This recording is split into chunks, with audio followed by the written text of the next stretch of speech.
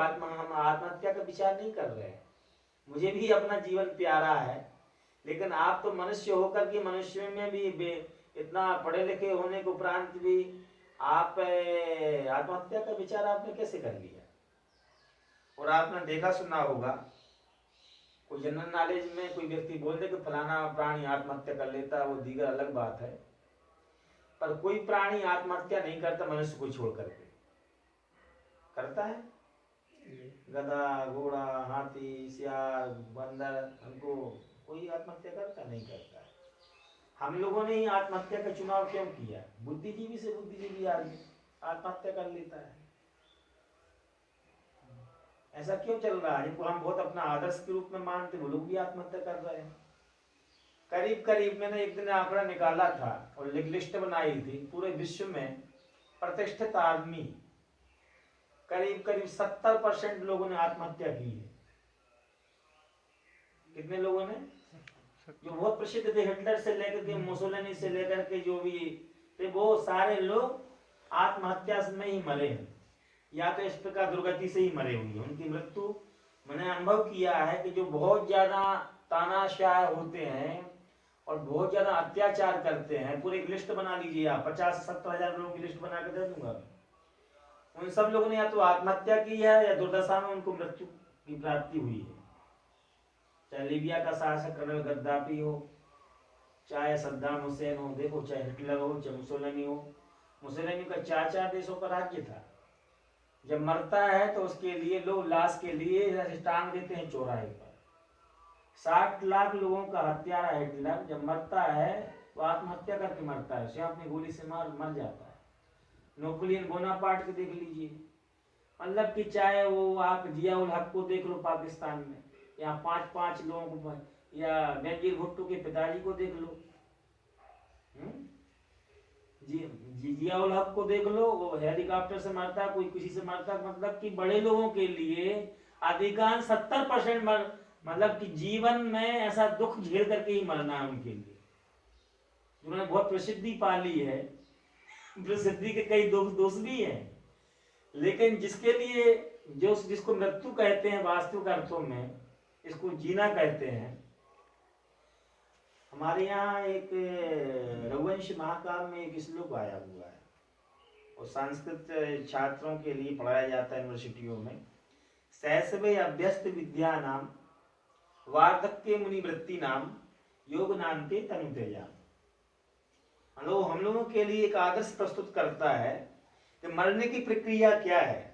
तो बोलते हैं कि शैशव अवस्था में, बाल्यावस्था में अपने बचपना में विद्या का अध्ययन करे, तो धनोपार्जन करे, वित्त का उपार्जन करे। तृतीय वार्धक्य मुनिवृत्ति नाम, जब वृद्धावस्था को प्राप्त होने लगे तो मुनि की तरह रहे, और योग नान्ते तनु तेजाम, योगियों की तरह शरीर त्यागे।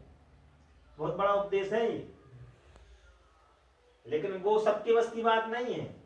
भूप राज तज होए विरागी, भूप राजा नृपेंद्र, जो अग्निपति राजा, भूपाल लोग, राजा लोग जो समझदार थे, रघुवंश की परंपरा को मानने वाले थे, ज्ञानी गुरु महात्मा महापुरुषों से जुड़े रहते थे, सेवा करते थे, उनके लिए हत्या चाहे राजा रघु रहे हो, चाहे भगवान महाराज मनु रहे हो, उन्होंने क्या किया अंतिम में? अपने बरबस राज सुतई तब दीना, नारी समित गवन बन कीना। अपने पुत्र उत्तानपाद के लिए, प्रियव्रत के लिए राज्य देकर के नैमिषारण्य आ जाते हैं और तपस्या करने लगते हैं। क्यों ऐसा करते हैं? कि राजा लोग भी, आज आप समाज में कितना बड़ा रूपांतरण हुआ है, मेहताब भाई अनुभव करना इस चीज, कितना बड़ा बदलाव हुआ है। इनका भाई मेरे साथ में साधु हो गया था, छोटा बालक, मास्टर साहब का, हमने उनको वापस कर दिया कि आप चले जाइए। तो लोग आश्चर्य से पूछते तुम साधु क्यों हो गए? तो साधु होना अपराध हो गया, साधु जीवन जीना।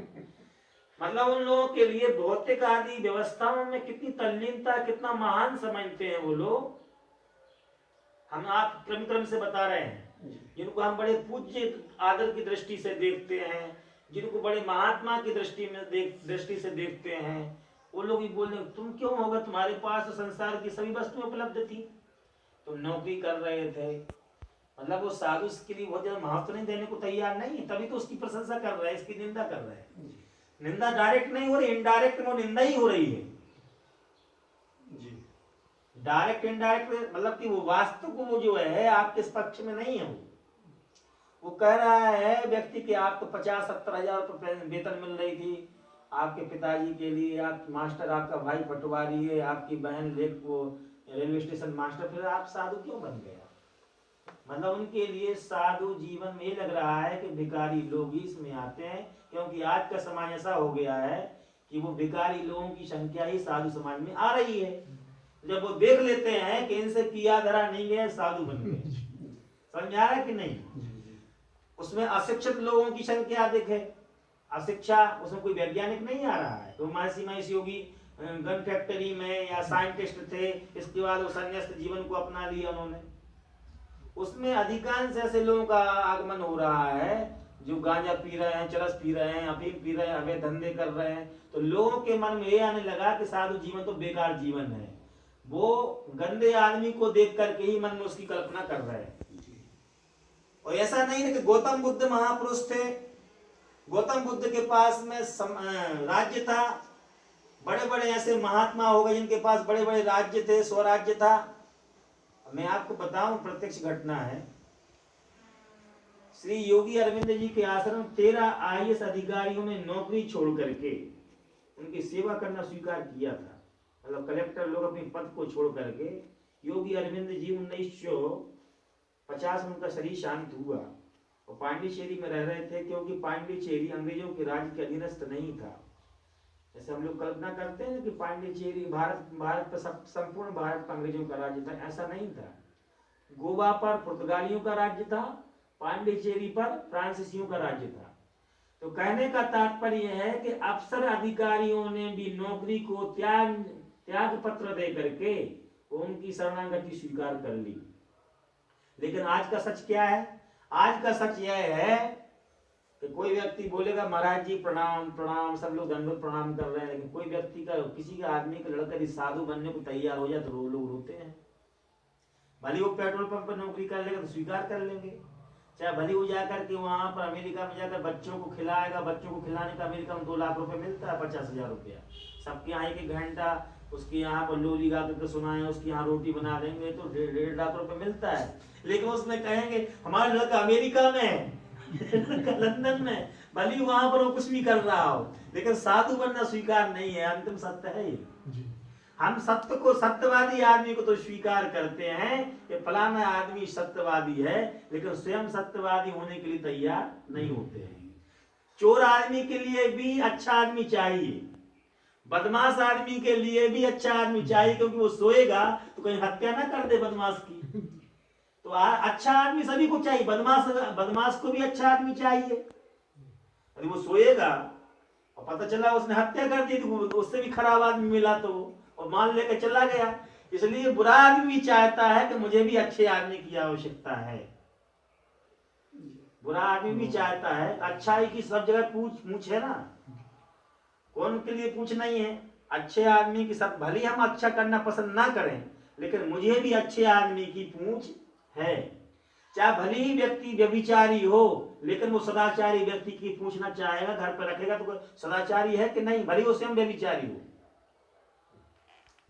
क्यों? उसको भय है कहीं हमारे यहाँ नुकसान न करना शुरू कर दे आदमी। तो कहने का मतलब है जो महापुरुष लोग आचरण करते हैं, अब वहां पर श्रृंगाल क्या उपदेश दे रहा है ब्राह्मण के लिए? ब्राह्मण के लिए उपदेश देता है, तो देखो हमारे अंग अंग सड़ गए हैं, अंग प्रत्यंग मेरे सड़ रहे हैं, दुर्गंधी आ रही है इनसे, लेकिन फ्री में आत्महत्या करने को तैयार नहीं। और आप ब्राह्मण होकर के आत्महत्या कर रहे हैं, पूजा पाठ को करने वाले आदमी होकर भी आत्महत्या करने को तैयार है। चलिए आप महात्मा नहीं, लेकिन एक ब्राह्मण का मतलब जो पूजा पाठ करता है, जिसने शुरुआत कर दी, धर्म कर्म कराता है, आपके यज्ञोपवीत यज्ञ आचरण में सहयोग देता है, लौकिक कर्म कांडों में आपके लिए विधि विधान बताता है, फिर भी आपको इसका ज्ञान नहीं हो पाया, आत्महत्या करने क्यों आए हैं? सियार समझाता है आपके पास तो मकान भी है, शीत निवारण रजाई गद्दा पल्ली भी है, मेरे पास तो कुछ व्यवस्था नहीं है। मैं तो जो है रात में चिल्लिया चिल्लिया करके रात गुजारता हूँ, और आपके पास सब है, आगे भी तप लोगे आप तो जला करके।